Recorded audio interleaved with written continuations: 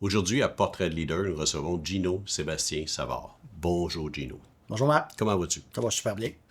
Gino, tu es président d'une compagnie familiale. Est-ce que c'est facile ou c'est difficile d'œuvrer dans une compagnie familiale, je te dirais multigénérationnelle en plus? Je pense pas que ce soit plus dur que dans n'importe quel autre milieu. Ça apporte des défis, ça apporte beaucoup, beaucoup de plaisir. Je crois pas vraiment, j'ai jamais travaillé ailleurs, c'est-à-dire j'ai jamais dirigé ailleurs dans d'autres entreprises. Je travaillais dans d'autres entreprises quand j'étais plus jeune, mais c'est ma vie, c'est ce dans quoi j'ai œuvré tout le temps, puis je trouve ça très, très agréable. Je connais la réponse, mais est-ce que c'est motivant? C'est le gaz que ça donne. Souvent, je me fais poser la question, je me dis pourquoi tu continues de même? Pense-y. C'est sûr que c'est pour les enfants, les petits-enfants, c'est pour continuer à bâtir quelque chose de le fun, d'agréable, dans lequel ils vont pouvoir s'épanouir ou bien faire d'autres choses. Je force pas personne, mais j'ai 3 enfants, j'en ai déjà 2 qui sont là dans l'entreprise, un autre qui l'envisage sérieusement. J'ai déjà 2 petits-enfants, fait que c'est ça, c'est ça la motivation. Je t'ai jamais vu pas motivé. Ouais, non. J'ai l'impression que tu te lèves le matin, tu sais pas quoi. Ouais, pas mal. Ça peut pas dire qu'il n'y a pas de problème, qu'il n'y a pas d'enjeu. Mais on dirait que tu sais pas quoi. Tu existes, tu sais pas quoi tu es là. Puis c'est à la fois une chance, mais tu as dû travailler pour arriver là. Puis mon point, c'est, il y a quand même beaucoup de gens qui se cherchent, qui se demandent, puis qu'est-ce qui est important, puis est-ce que je devrais, puis il y a tel poste, telle entreprise, tel, OK? Puis on dirait que toi, c'est comme cadré d'avance avec un plan qui est aussi familial, là, qui tient la route, puis une philosophie de vie qui est liée à ça. Et ça me semble extrêmement solide. Tu sais, j'étais pas... mon père a démarré l'entreprise en 86. Mon grand-père était conseiller financier, papa aussi. Mais il a parti l'entreprise, j'avais 16 ans, puis c'était tout petit. J'avais jamais vraiment envisagé d'aller travailler avec lui. C'est arrivé par hasard. Plein de concours de circonstances. La vie nous amène là où il faut. Puis c'est ça, j'ai commencé par être refusé en droit à l'Université Laval pour ma cote Z au cégep, qui, à mon avis, était bonne. J'avais été accepté à Sherbrooke, mais j'avais quelques emplois à Québec. Puis je voulais pas déménager. C'est que je me suis entêté à dire, je vais rentrer une session en sciences politiques, puis ils vont me prendre après. Il y avait un comité d'appel de la faculté de droit.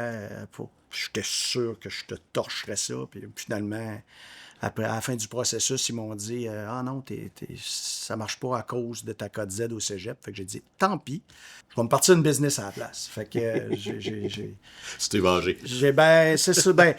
C'était le plan. Je savais que je serais autonome. Je savais que je serais à mon compte. Je savais pas nécessairement dans quoi. Au départ, depuis la fin de mon secondaire, je me disais je vais être avocat, donc je vais être un travailleur autonome ou faire partie d'un groupe. Puis quand ça n'a pas marché, mais comme je te dis, j'ai pas pleuré longtemps. Là. À partir de ce moment-là, je me suis mis à regarder pour voir qu'est-ce que je ferais, quelle opportunité d'affaires pourrait être intéressante, puis dans laquelle je pourrais avoir du fun. Décider d'un projet, embarquer là-dedans. Puis finalement, juste avant que ça parte, ça n'a pas fonctionné. Mon associé a eu certaines autres possibilités et écueils dans sa vie, puis il m'a lâché. Fait que papa m'a ramassé en disant je t'ai inscrit juste à 2 cours à l'université parce que je devais partir mon entreprise. Il m'a dit viens donc donner un coup de main pour un mois. Je suis jamais reparti. Puis à quel moment tu as su que ça serait ça? Là, tu disais à 16 ans, j'allais là travailler un peu. Je faisais le ménage. Là. À quel moment tu as fait, OK, hey, ça va être ça, mon affaire? Là, ça a pris quelques mois. Au départ, je suis rentré pour un mois, puis j'étais en deuil. Là. J'étais en deuil de mon projet qui n'avait pas fonctionné. Puis je pensais beaucoup aussi à, what's next? C'est quoi? Qu'est-ce que je fais? Premièrement, j'ai appris à connaître mon père parce que, tu sais, papa, on se connaissait bien, on s'entendait bien, mais papa était quelqu'un qui travaillait beaucoup, avec lequel on avait du fun. On allait à la pêche quand on faisait du sport ensemble. Mais pas pour travailler avec. Tu sais, travailler avec, c'était pas très agréable. C'était plus y amener des outils jamais assez vite. Là. Mais j'ai vraiment connu papa en commençant à travailler avec. Puis là, bon, concours de circonstances, je fais une petite job-in que je devais faire pendant un mois. Je faisais des reçus d'impôts pour les REER à la main à l'époque. Wow, ça, c'est le fun. C'était très le fun. Mais c'était un rush, c'était une période de rush, là, la période du mois de février. Fait que j'étais rentré pour faire ça. Ensuite, congé de maternité qui était 3 mois à l'époque. Tu me dépannerais-tu, Gino? Puis il y avait 5 employés. Ça roulait ça roulait serré. Il n'y avait pas beaucoup de monde. Fait que là, 3 mois de congé de maternité. Bon, OK, je vais te donner un coup de main pour le 3 mois. Là, il a commencé à m'arriver avec des offres. Là, le comptable fait pas l'affaire. Pourquoi tu ramasses pas ça à la comptabilité? Tu es malade, moi. C'est pour Marc, la comptabilité, c'est pas pour moi. Ça fait que ça m'intéressait plus ou moins. Mais là, je voyais je le voyais s'essayer. Jamais il y avait eu d'ouverture ou à me dire j'ai parti à une entreprise pour vous autres, puis je veux que vous travailliez avec moi, puis tout. Lui avait vu quelque chose. Oh oui, lui, oui. Pour lui, c'était clair, mais c'était pas partagé. Là. Il l'a partagé des années après et tout. Mais là, c'est ça, finalement, on a une employée qui est partie. Et là, dont le travail était beaucoup plus vente-marketing. Puis moi, j'avais bifurqué après. J'ai fait 2 ans de sciences politiques. J'ai fait 1 an j'ai fait un certificat en administration, mais très marketing. Fait que ça me plaisait.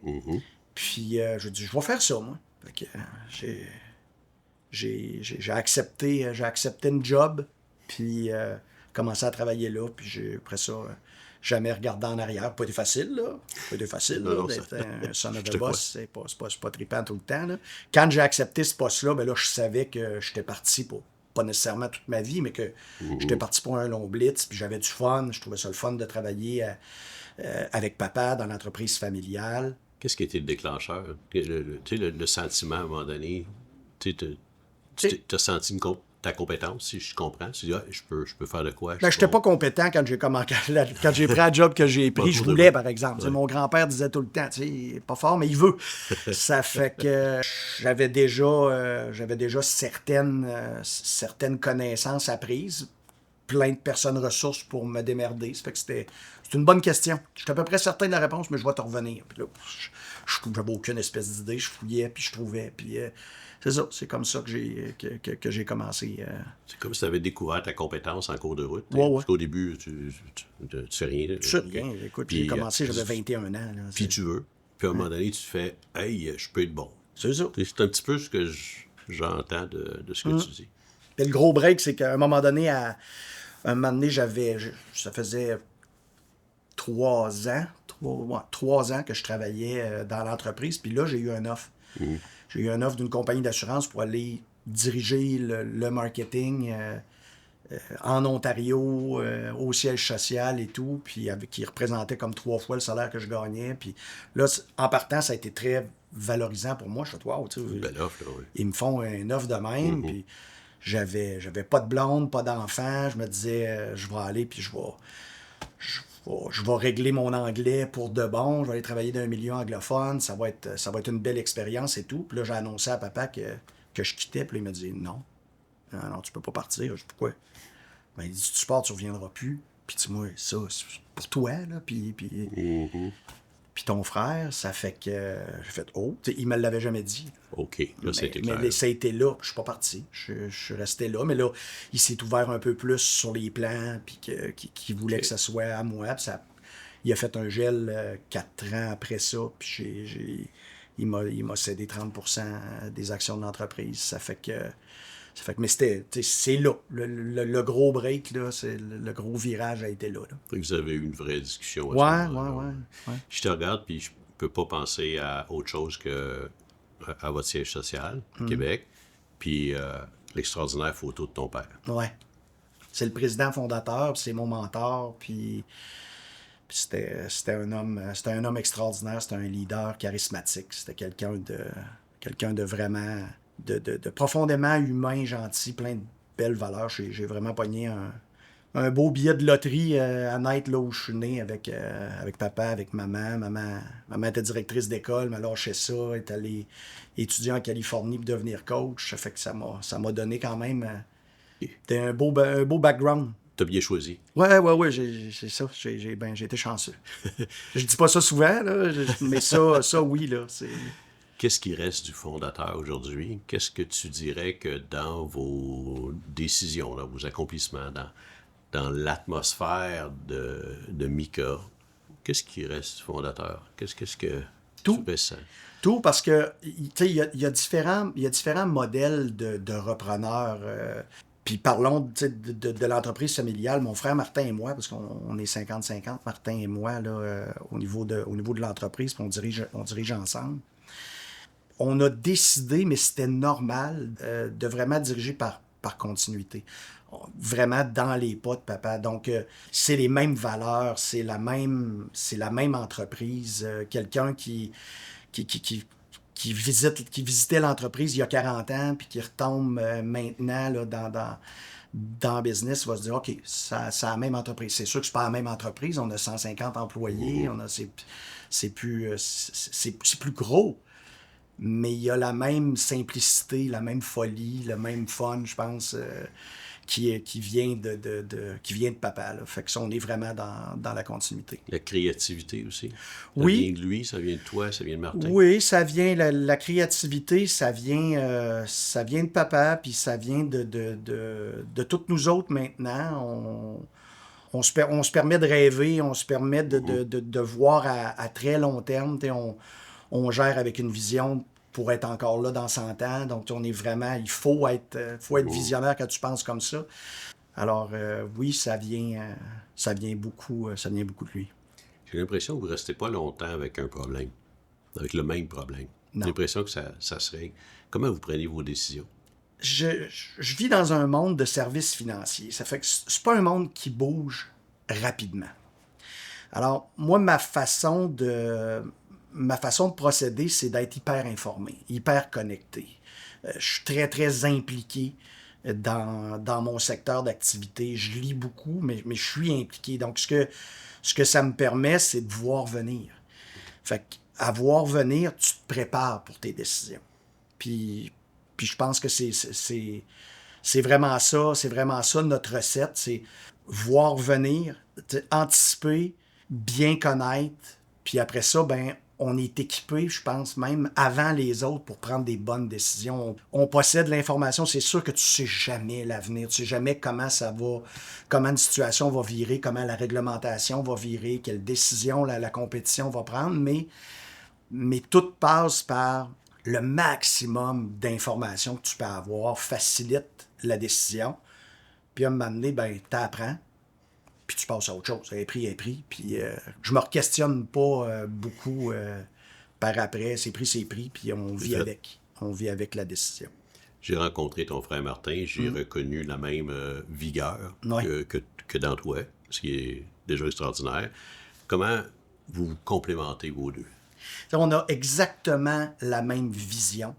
On se ressemble beaucoup au niveau de la vision, au niveau du type d'humain qu'on est, mais on est complètement différents comme personnalité. Alors, on se complète vraiment bien, lui et moi. On a beaucoup de fun ensemble, on s'est toujours super bien entendu. Et des fois, des frères, ça chicane un peu, mais Martin était 9 ans plus jeune que moi, ça fait que... Le dessus sur lui. C'était plus... Non, pas le dessus, c'était plus mon petit bébé quand il était jeune. C'était mon petit frère, mais là... Des fois, je l'agace en disant c'est mon petit frère, mais lui, il rit de moi. Lui, il rit de moi parce que je passe pour son père, des fois. Ça fait que non, chacun son tour. Chacun son tour, c'est ça. Mais on s'entend vraiment bien, on se complète super bien. Puis on a, dans une de nos entreprises aussi, on a 2 associés qui encore là ont des profils complètement différents. Un actuaire, un microbiologiste. Ça fait que Martin étudie en ressources humaines. Martin, il hésitait entre aller travailler avec ma mère comme coach ou venir travailler avec nous autres en finance. Il était pas sûr. Il était un peu partagé entre les deux. Fait que profondément humain, coaching super important. Fait un bac en relations industrielles. Il a adoré ça. Quand il est arrivé dans l'entreprise, rapidement, il a pris les RH. Mais il était content de s'en sortir. Là. Maintenant, il dirige l'entreprise complètement avec moi puis il la développe. On fait toutes les deux la même job maintenant. Avez-vous un match visionnaire-opérateur? Non, je pense que non. Je pense qu'on est vraiment là-dessus. On est tous les deux visionnaires. On se laisse le temps de brainstormer ensemble. On réfléchit tout le temps, chacun de notre bord aussi, puis on partage, puis on confronte les idées. C'est sûr que pendant des années, c'était plus un profil de moi je chassais, lui il faisait cuire, là, mais maintenant, non. Maintenant, on fait vraiment la même affaire. Là. Il est au siège social, il est VP exécutif, c'est vraiment lui le boss. Ça. C'est lui qui dirige l'entreprise sur place. Tandis que moi, je suis à Montréal depuis 1996. J'étais un petit peu... peut-être un petit disconnect avec l'équipe là-bas, bien que je vais régulièrement.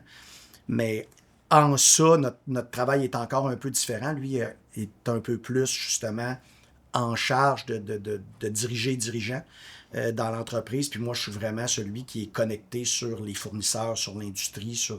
Donc, là-dessus, on a encore un petit complément. Mais ce qu'on fait dans l'entreprise, c'est qu'on la réfléchit puis on la développe. C'est ce qu'on fait tous les deux ensemble.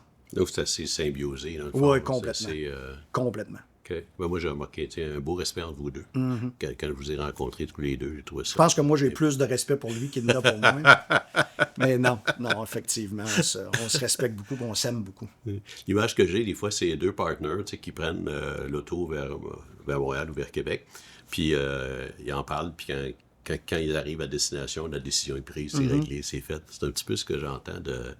Oui, puis moi, comme la route, la 40, je la fais tout seul habituellement. Ouais. Fait que je pars de Montréal, des fois j'ai un CA, puis je pense que j'ai inventé le bouton à 4 trous. Là, puis je m'ambitionne tout le long en descendant, que j'ai une idée phénoménale. Tu grimpes, là.